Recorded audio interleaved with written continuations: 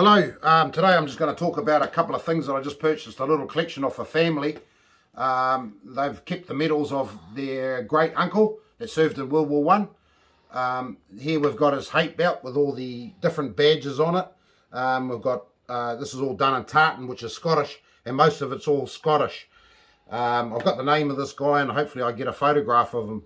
But the family thought that it'd best to go to a collector instead of just being thrown in a drawer, because it sort of didn't interest them, but they're happy to keep the medals.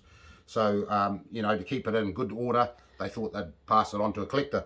So anyway, we've got a hate belt here with all the different badges as they used to collect them from different groups, and there's even got a New Zealand badge here, territorials, a lot of Scottish belts, a lot of Scottish cap badges, which are all on this tartan thing. And also we got a PH helmet. These PH helmets are very, very rare. First one, honestly, I think I've seen, or I might have seen one before.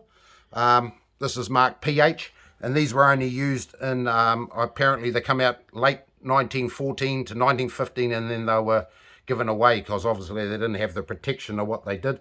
But they're a neat little item and very collectible and very, very rare. Yeah, and over here also had a German buckle. This was from a telegrapher from World War One. Had a bit of a knock in there, but it's come back from World War One. And also got a couple of shells and this funny little thing that I took a little while to work out what it was. You know, I just got it in a box with a couple more shells. It was a little bit more than this. But this is basically just a few items of it, and I saw, what the hell is this? And I was looking at it and going, I don't know what it is, you know, it's something. Yeah, and I passed it on to a few people and they haven't had a clue what it is. And I've even done that. So what I've eventually clicked, it's got like a cruciform cross in the middle of it, and this Lebel bayonet fits directly into it, and it's sort of it's now a walking stick. So a walking stick. So I clicked that it was a walking stick, and he's done a very good job. He's put a 50 cal shell in there, obviously after World War II or later on in his life when he's got older.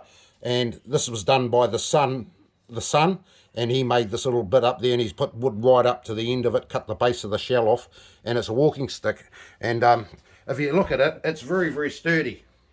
And it's nice with a little cruciform, you know, and I think he was probably a 5'10" guy, because it's probably a little bit short for me, or not too bad because I'm 6 foot. But anyway, I just thought it was really, really neat item, because I couldn't understand why I never kept the scabbard for it. So obviously he threw away the scabbard because it didn't probably mean too much for him, and he'd rather have it as a walking stick. No, very good. Very, very nice Lebel bayonet, and made into a walking stick. Just something a bit different.